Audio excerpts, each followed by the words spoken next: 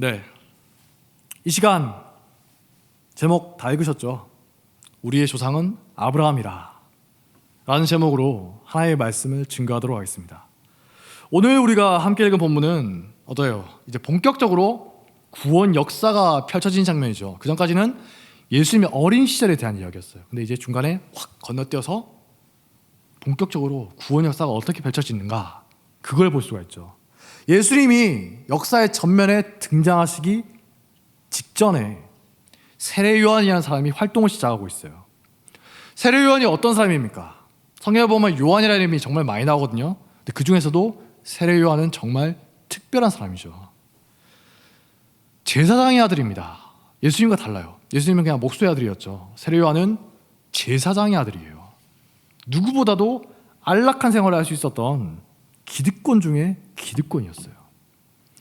타락한 제사장의 아들도 아닙니다. 그 당시에 타락한 제사장이 정말 많았는데 하나님이 성경에서 인정하실 정도로 정말 신실한 제사장의 아들이었어요. 그것도 그냥 아들이 아니라 어떤 아들이냐, 아브라함처럼 자식을 못 낳다가 노년에야 기적처럼 아들을 낳았거든요. 그게 세례 요한이에요. 하지만 때가 이를 때까지 어떻게 됐습니까? 기적의 아들인데 광야에서, 들에서 준비된 사람으로 연단되어 갔습니다. 제사장의 아들로 살아간 게 아니라 하나님의 말씀을 맡은 선지자로 살아갔던 거예요. 그래서 요한이 마침내 세상에 다시 딱 등장해 됐을 때 어떤 일이 벌어지죠? 사람들이 엄청난 충격을 받는 겁니다. 기존의 종교적인 분위기가 있잖아요. 뭐 예배는 어떻게 가고 이런 분위기가 있었는데 거기에 완전 핵폭탄처럼 떨어지는 거예요. 요한이 뭐라고 합니까? 천국, 즉 하늘나라가 가까이 왔다. 그러면서 메시아가 이제 곧 오실 것이다, 이렇게 예언을 하는 거죠. 왜 유대 백성들이 놀랐냐? 요한이 외치고 있는 메시지랑 요한의 모습이 구약 성경에 나온 모습 그대로입니다. 구약 성경에 여러 선지자가 나오지 않습니까? 근데 구약 성경에 정말 특별한 선지자 한 명 예언되어 있어요. 오늘 말씀에도 나오죠. 이사야서에 이미 주의 길을 예비한 자가 있을 것이다, 이런 말씀이 있거든요. 그리고 말라기서를 봐도 그날이 이르기 전에, 메시아가 오신 그날이 이르기 전에 엘리야의 영을 가진 자가 이 세상에 올 것이다, 하나님이 보내실 것이다, 이렇게 말씀하셨거든요. 요한의 부모에게 가브리엘 천사가 나타나서 말합니다. 누가복음 1장 17절 말씀인데요. 그가 또 엘리야의 심령과 능력으로 주 앞에 먼저 와서 아버지의 마음을 자식에게, 거스르는 자를 의인의 슬기에 돌아오게 하고 주를 위하여 세운 백성을 준비하리라. 어디 나온 말씀일까요? 구약의 마지막 책 아십니까? 말라기서죠. 네. 구약 이후로 이제 신약 예수님이 오실 때까지 수백 년 동안, 거의 400년 동안 예언이 끊어지거든요. 근데 끊어지기 전에 마지막으로 주어졌던 책이, 마지막으로 주어진 말씀이 말라기서예요. 근데 마지막 책에서도 마지막 예언의 말씀이 뭐냐? 방금 제가 말씀드린 가브리엘 천사의 예언이에요. 이 말씀이 고스란히 나타나는 겁니다. 말라기서 3장 5절에서 6절 말씀을 천사가 세례 요한의 부모에게 그대로 말하고 있는 거예요. 그러니까 유대 백성들이 정말 큰 충격을 받게 되는 거죠.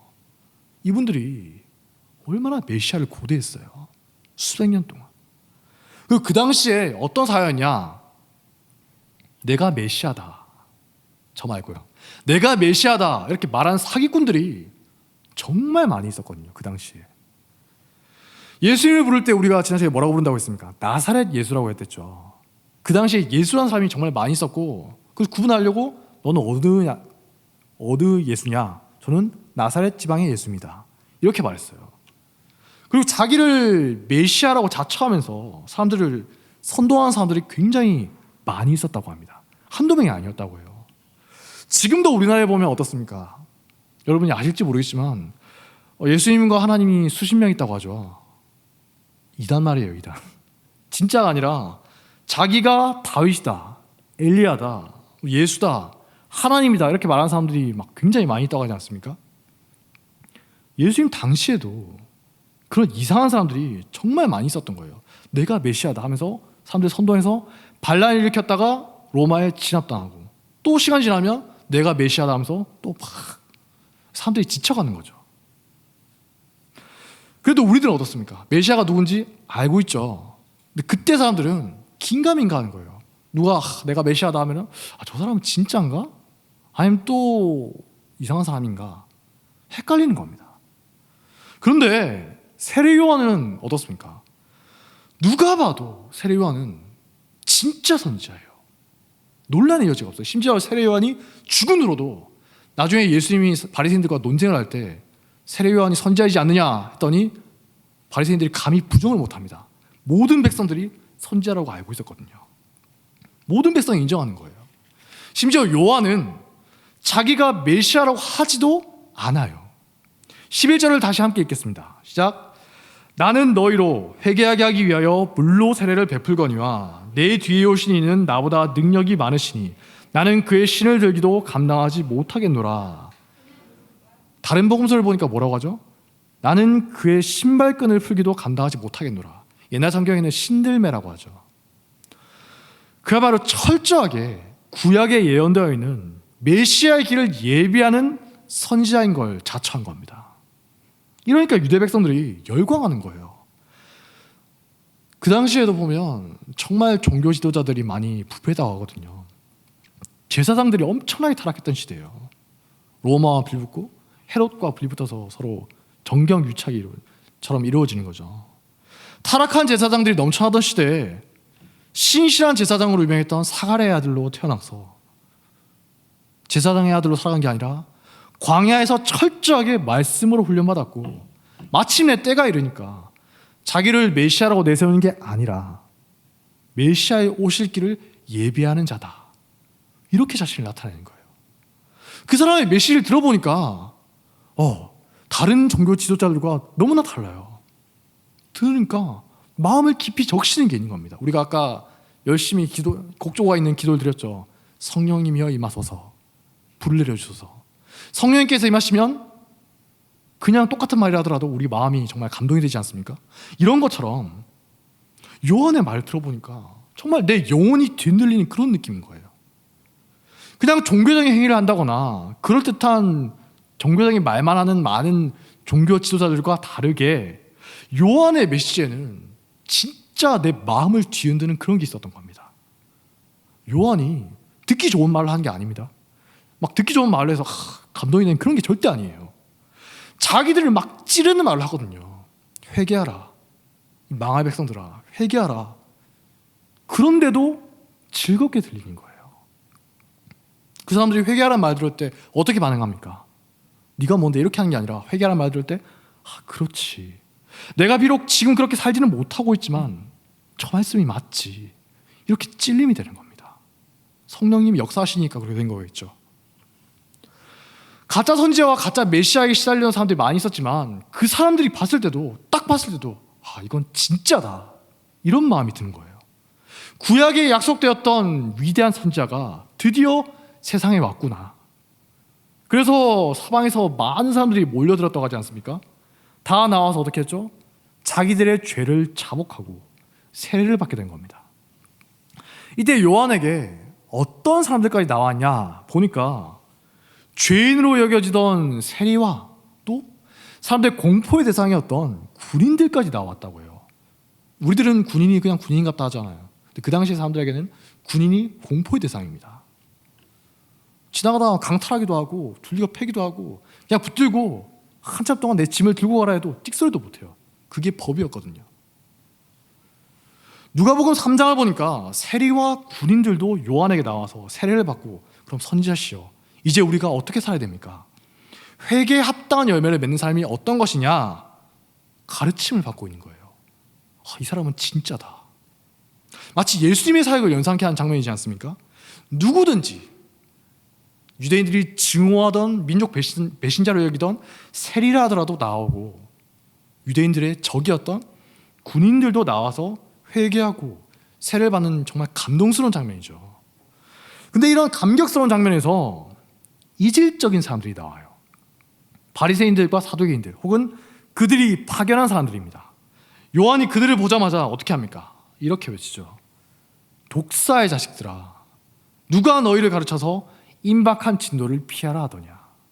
그러므로 회개에 합당한 열매를 맺고 속으로 아브라함이 우리 조상이라고 생각하지 말라.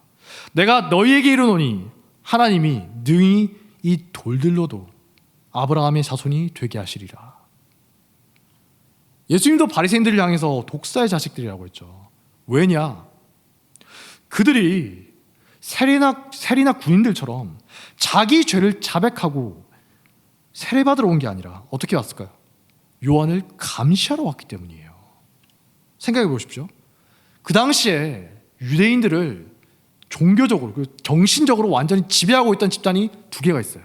하나가 사두개인들이고, 제사장의 중심이 된 사두개인이고, 다른 하나가 바리새인들입니다. 그러니까 율법 교사 같은 사람들이에요. 이 사람들이 완전 꽉 잡고 있는 거예요.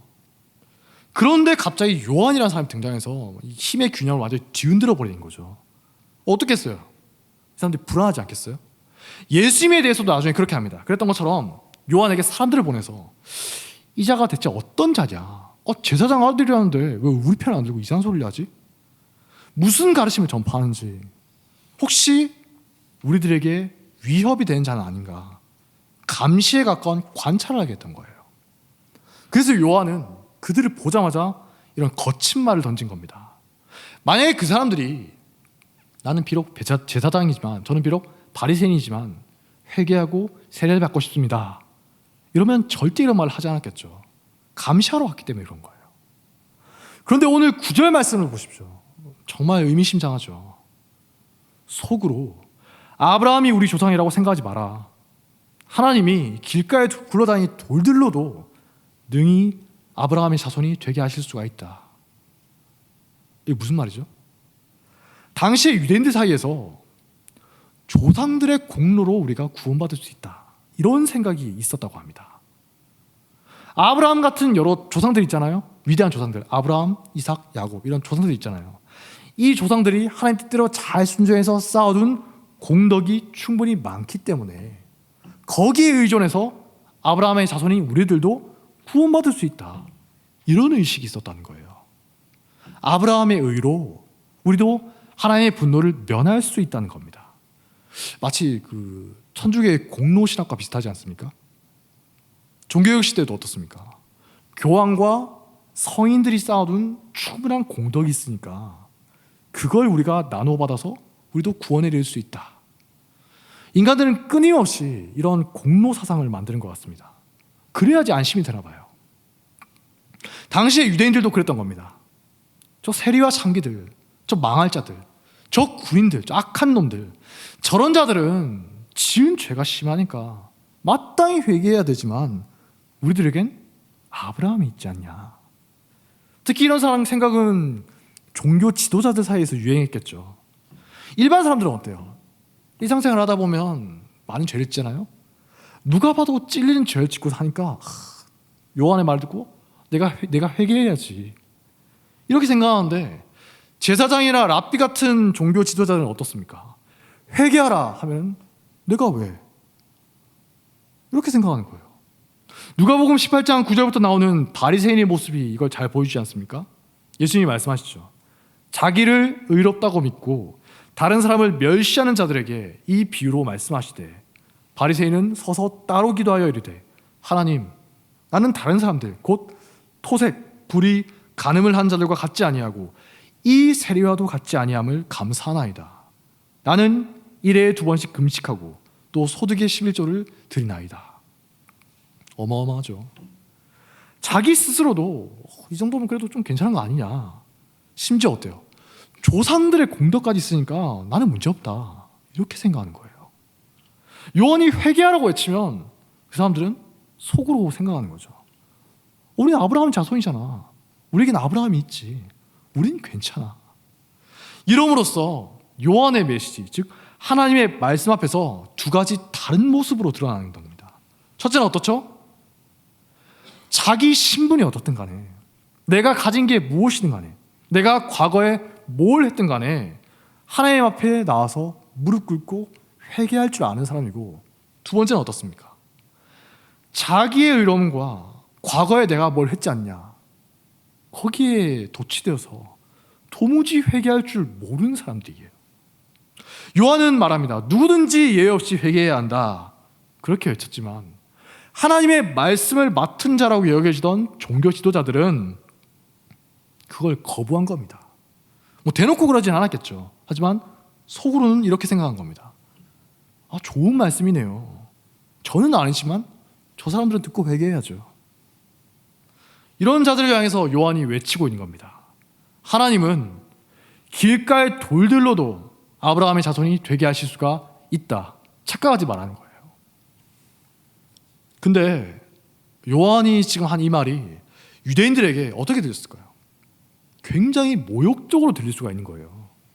아브라함의 자손이란 말이 어떤 의미입니까? 유대인들에게 최후의 자존심 같은 거거든요. 창세기부터 신약시대에 이르기까지 오랜 기간 동안 하나님이 아브라함의 자손을 통해서 구원 역사가 이루어질 것이다 약속하셨어요. 어떤 시련과 고난이 닥쳐와도, 심지어 이스라엘이 반역한다 하더라도 그 약속은 깨어지지 않았습니다. 그래서 유대인들은 나라가 멸망하고 수백 년 동안 이방인들의 지배를 받았지만 자부심을 가지고 살 수가 있었던 거예요. 너희들은 비록 힘으로 지금 우리를 지배하고 있지만 너희는 구원받지 못하는 망할 이방인들이고 마침내 메시아가 오시면 아브라함의 자손이 우리가 승리하게 될 것이다. 이방인들이 볼 땐 정신 승리였겠죠. 하지만 조상들로부터 이어져온 전통을 진짜 믿는 유대인이라면 이 사실 하나만으로도 정말 끝까지 버틸 수가 있었던 거예요. 그 당시 유대인들의 인생이 어떻습니까? 오늘도 길을 가다가 로마 군인에게 얻어 터지고 가진 걸 뺏기고 강제 노역에 동원당하고 세리들에게 수탈당하면서 정말 힘들게 살아갑니다. 하지만 저놈들은 구원이 없는 놈들이, 망할 자들이야. 하지만 나는 구원이 보장된 아브라함의 자손이야. 하나님 감사합니다. 이런 생각 하나만으로 자부심을 갖고 살 수가 있었던 거예요. 마치 교회가 수많은 핍박을 받으면서도 예수 그리스도의 십자가 하나만으로 끝까지 버틸 수 있었던 것처럼 말입니다. 아브라함의 자손 절대 우습게 볼 게 아닙니다. 여러분 우습게 보시면 안 돼요. 아브라함의 자손이란 말은 한 민족이 수백 년에 걸친 고난 가운데서도 끝까지 참고 견딜 수 있게 붙들어준 은혜의 약속인 거죠. 근데 요한이 뭐라고 하죠? 아브라함의 자손, 하나님이 길가의 돌들로도 아브라함의 자손이 되게 할 수 있으니까 그런 거 붙들고 살지 마. 굉장히 모욕적인 말인 거예요. 민족의 자부심의 원천을 완전히 박살내버린 겁니다. 마치 예수님의 말씀과 비슷하지 않습니까? 누가복음 19장 9절을 보면 예수님이 충격적인 말씀하시죠. 유대인들이 증오하던 민족의 반역자이자 원수였던, 그래서 구원받지 못한 죄인으로 여겼던 세리, 그 중에서도 세리장이죠. 세리장인 삭개오를 향해서 뭐라고 말씀하십니까? 오늘 구원이 이 집에 이르렀으니 이 사람도 아브라함의 자손이미로다. 듣고 있던 바리새인들이 막 뚜껑이 열리는 거예요. 어디 저런 인간에게 아브라함의 자손이라는 말을 하나. 바울도 로마서에서 끊임없이 말하는 게 뭡니까? 표면적인 유대인, 혈통적 유대인이 유대인이 아니고 오직 이면적인 유대인이 유대인이다. 하나님을 믿고 회개하는 사람이 진정한 아브라함의 자손이고 하나님의 백성인 진짜 유대인이라는 거예요. 하나님의 구원은, 하나님의 믿음은 결코 그냥 대를 이어서 자동으로 전수되지는 않는다는 거죠. 부모나 조상의 공로를 통해서 내가 구원받는다고요? 성경은 그런 공로의식을 철저하게 반박하고 있습니다. 오늘날 내가 하나님 앞에 어떤 존재로 서 있는가, 그게 중요한 거지 우리 집안이 어떻고 내가 과거에 어떻고 이런 건 아무 쓸데없는 헛된 생각이라는 거죠. 우리도 경험적으로 잘 알지 않습니까? 여기 아이 키워보신 분들 많이 계시죠? 키우실 분도 많이 계실 겁니다.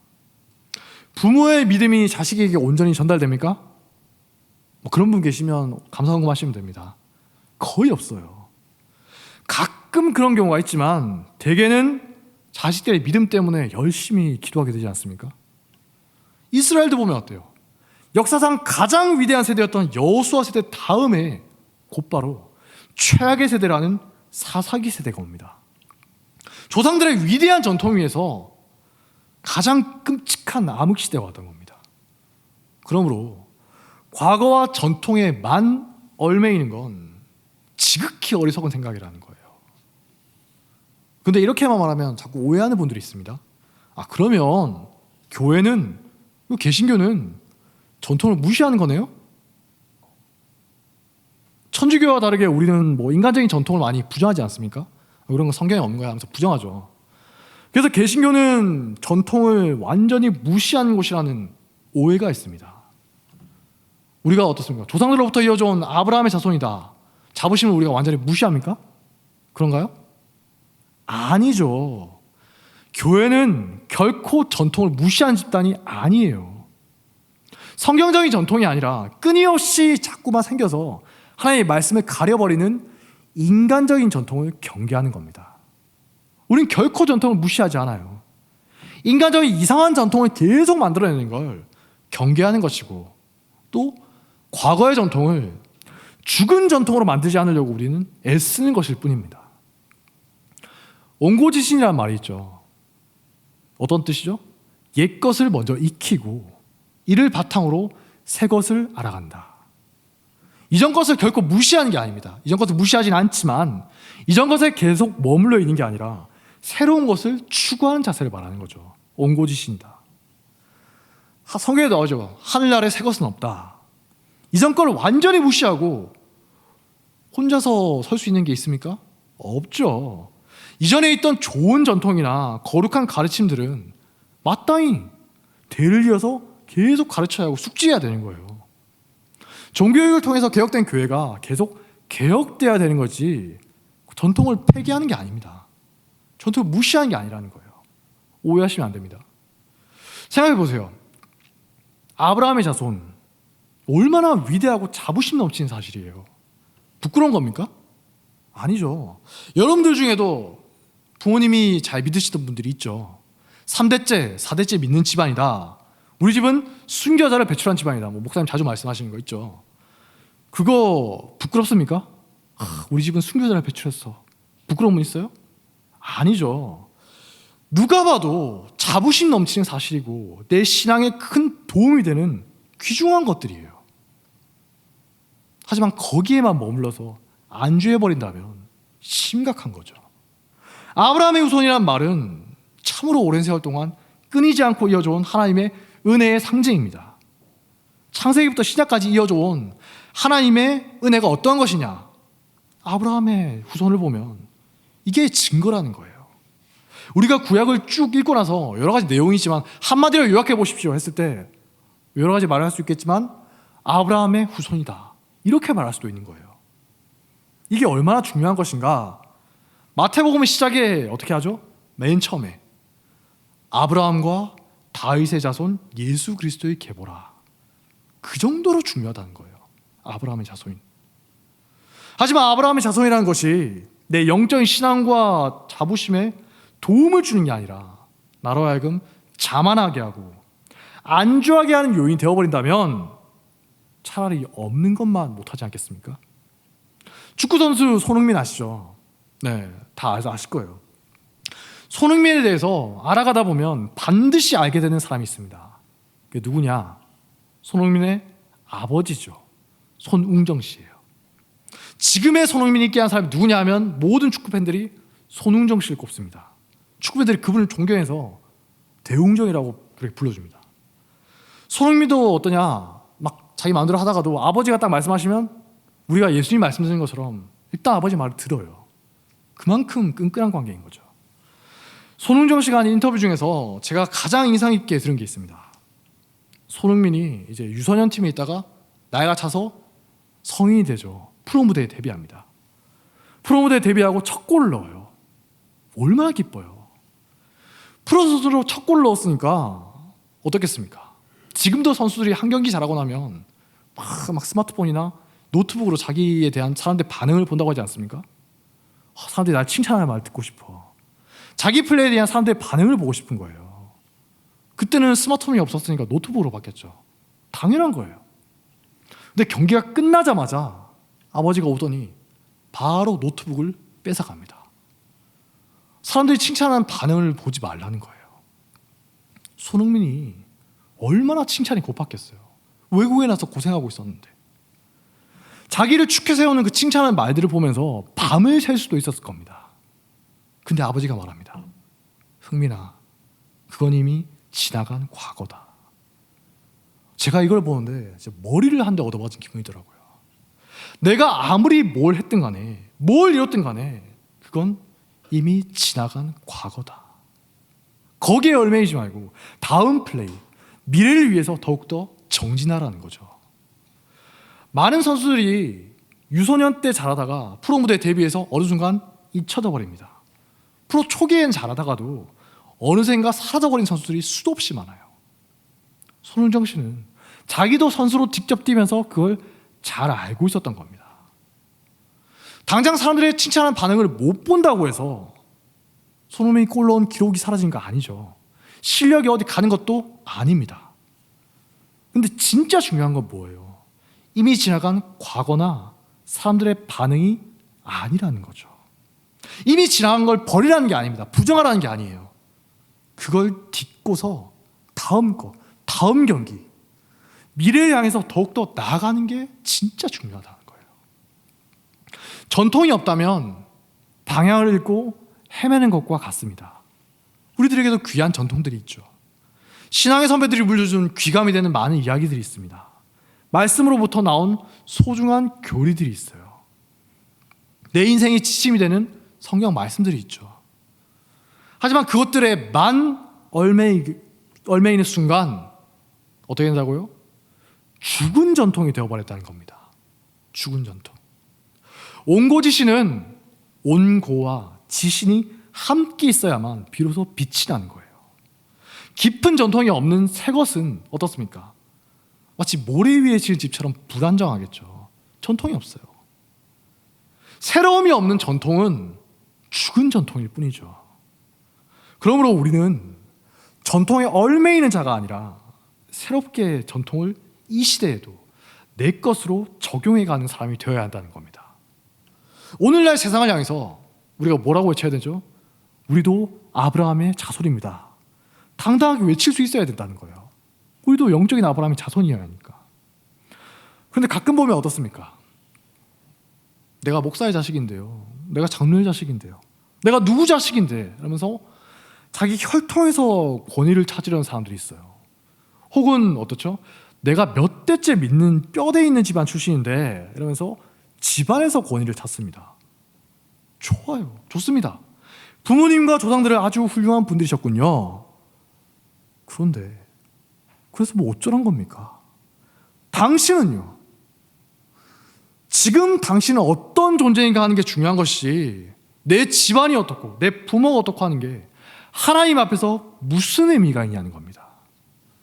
집안에 내려오는 거룩한 전통이요? 거기에 대해서 우리 집에 이런 게 있어. 자부심을 느끼고 나도 이 전통을 잘 이어나가겠습니다. 그러면서 긍정적인 동력으로 작동한다면 누가 봐도 전통의 훌륭한 계승자겠죠. 지금도 내 안에서 살아있는 전통이 되는 거예요. 혹은 뭐 영광스러운 과거라거나 전통을 기억하면서 오늘날에도 그걸 다시 회복하고자 하는 것이라면 아무 문제가 없어요. 지금 내 모습이 아니라 이전의 영광을 회복하게 하여 주시옵소서. 문제 있습니까? 오히려 긍정적인 거죠. 하지만 그것 자체에서 무슨 권위를 찾으려 한다거나 거기에 안주하려 한다면 차라리 없는 것만 못하게 되지 않겠습니까? 전통 때문에 오히려 나태해지고 영적으로 죽어가는 것이죠. 또한 이런 말을 하는 사람도 있어요. 우리 교회가 어떤 전통에 서 있는데, 우리 교회가 어떤 일을 해야 하는데, 우리 교회 건물과 조직과 역사가 어떤데 하면서 자랑하는 분들이 있지 않습니까? 좋습니다. 하나님의 은혜의 역사란 걸 부정하지 않아요. 정말 자랑스러운 역사가 맞죠.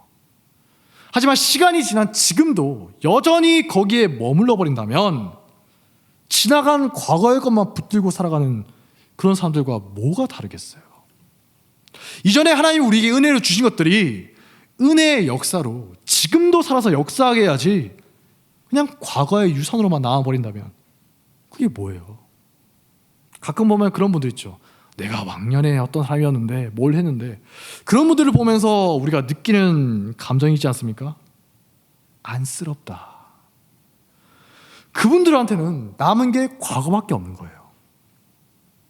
지금 현재를 살고 있고 미래를 계속 살아가야 하는 것인데 그분들에게 붙들 건 과거밖에 없는 거죠. 참으로 안타까운 겁니다. 개인적으로 봐도 그렇습니다. 내 직분이 어떤데, 내가 장로가 된 지가 언젠데, 내가 이전에 뭘 했는지 아냐, 내가 교회를 위해서 뭘 했는데, 내가 교회 생활이 몇 년째인데 다 뭐라고요? 지나간 과거다. 저도 마찬가지죠. 제가 강도사가 된 지 몇 년째인데요. 내가 이전에 뭘 했는데, 내가 무슨 설교를 했는데, 내가 예전에 뭘 체험했는데, 그래서 뭐 어쩌라고요. 지금은 어떠냐, 그걸 나 자신에게 물어야 되는 것이죠. 제가 하나님 앞에 가서도 하나님, 제가 강도사입니다 하면서 제 과거 업적을 자랑할 수 있겠습니까?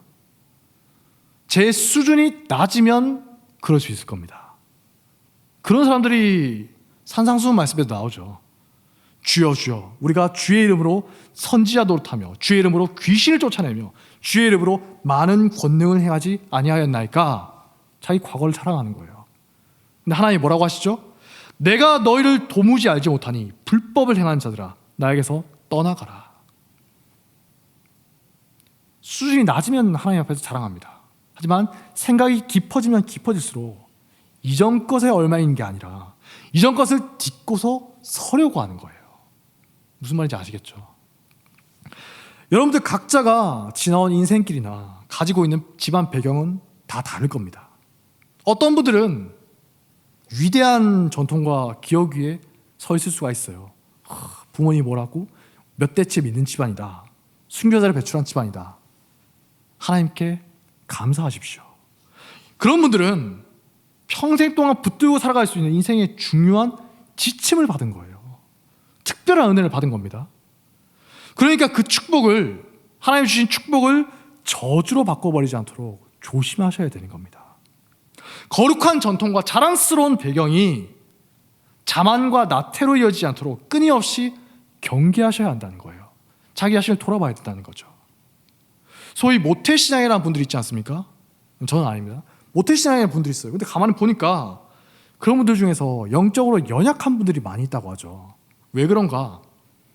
자기가 물려받고 자기가 서 있는 전통이 어떤 것인가 제대로 몰라요. 그냥 말로만 들어서 머리로 알고 있는 거죠. 자기 것으로 만들지 못한 상태에서 막 거기 떠밀려 가니까 그렇게 될 수밖에 없는 겁니다. 반면에 모태신앙으로 자란 분들 중에서도 누구 못지않게 깊은 열정과 신앙으로 무장된 분들이 있죠. 그런 분들은 어떻습니까? 이전에 자기에게 주어졌던 전통을 지금 현재 내 것으로 잘 소화해서 다음 세대에도 물려줄 수 있는 준비가 된 거예요. 그런 은혜가 여러분들에게도 있기를 바랍니다. 또 어떤 분들은 어떻습니까? 완전 반대로 이런 전통이나 이런 집안 내력과 전혀 인연이 없는 분들이 있어요. 내가 처음 믿게 될, 믿음의 1세대라고 하죠. 내가 처음 믿게 됐거나 집안 내력이 내세울 게 전혀 없는 분들이 있거든요. 하나님께 감사하십시오. 그런 게 없으면 내가 되면 되죠. 내가 만들어 나가면 됩니다. 저도 기독교 집안이 아닌 곳에 태어났거든요. 그리고 기독교 집안이 전혀 아닌 데서 태어났고 자랐어요. 뭐 딱히 부모님이 교회 간다고 핍박은 하지 않으셨지만 저 교회에서 있다 보면 특히 주일학교 때 가끔 가다 보면은 이런 애들이 있거든요. 저희 집안은 몇 대째 믿는 집안 이러면 괜히 막 위축되고 좋은 집안 전통을 들을 때마다 괜히 막 부럽더라고요. 나는 왜 저런 게 없나? 나는 왜 안 믿는 집안에 태어났나? 근데 시간이 지나고 보니까 오히려 그런 게 없어서 편견 없이 정말 순전하게 하나님의 말씀을 순수하게 받아들일 수가 있었던 것 같습니다. 모태신앙인 분들이 거친다는 그런 특유의 내적이고 외적인 어려움들이 있지 않습니까? 그런 거는 별로 없이 그냥 나만 잘하면 되더라고요. 저만 잘하고 잘 받아들이면 되는 거예요. 제가 말씀대로 살지 못하고 엉망으로 살 때가 정말 많이 있었거든요. 그래도 어떻습니까? 원래 그런 놈이었으니까, 원래 안 믿었으니까 그러니 하는 거예요. 딱히 제가 잃을 게 없더라고요. 제가 교회에서 좀 실수하고 예배 시간에 막 떠들고 돌아다니고 예배 방해하고 그래도 어떻죠? 교회 분들이 저만 혼내지 괜히 막 부모님 찾아가서 네가 그렇게 하면 부모님 부끄러워 이런 말을 전혀 안 해요. 정말 자유롭더라고요. 그냥 저만 잘하면 된다 이렇게 알게 되니까 그 후로는 딱히 그런 분들이 부럽거나 위축되지는 않았던 것 같습니다. 내세울 만한 전통이 없습니다. 그런 분들은 앞서 살펴봤던 그런 함정들에 빠질 걱정이 적구나. 그것으로 인해서 하나님께 감사하면 되는 겁니다. 괜히 남들과 비교하면서 나는 왜 이런가 열등감을 가진거나 우월감을 가질 필요가 전혀 없다는 거예요. 어떻게 생각하냐에 따라 다른 거예요. 그게 함정이 될 수도 있고 큰 축복이 될 수도 있는 겁니다. 말씀을 정리하겠습니다. 유대인들에게 있어서 아브라함의 자손이라는 것은 어떻습니까? 민족 전체가 끝까지 변절하거나 포기하지 않고 믿음을 지킬 수 있었던 위대한 영적인 유산이에요. 정말 좋은 거죠. 하지만 그게 죽은 정통이 되는 순간 하나님의 축복이 아니라 경고의 대상이 될 뿐이었습니다. 손흥정 씨가 말했죠. 이미 지나간 과거일 뿐이다. 과거가 중요하지 않다거나 버려야 한다는 게 아니에요. 과거만 붙들고 살 게 아니라 과거를 딛고서 더 높은 미래를 바라봐야 한다는 거죠. 이처럼 회개하고 요한에게 나와서 세례를 받았던 사람들은 진정한 아브라함의 자손이 될 수가 있었습니다. 오늘날 이 시대에 살아가는 우리들 또한 우리 앞에 있는 많은 전통들을 죽은 전통이 아니라 살아있는 전통으로 살아내는 사람들이 되시기를 바랍니다. 그럴 때 우리들 또한 정말 자랑스럽게 말할 수가 있겠죠. 오늘 설교 제목처럼 내 조상은 아브라함입니다. 우리는 아브라함의 후손입니다. 하나님께서 인정하시는 진정한 아브라함의 자손이 되기를 주님의 이름으로 축원합니다. 자리에 세워주시겠습니다. 불을 내려주셔서 찬양하도록 하겠습니다.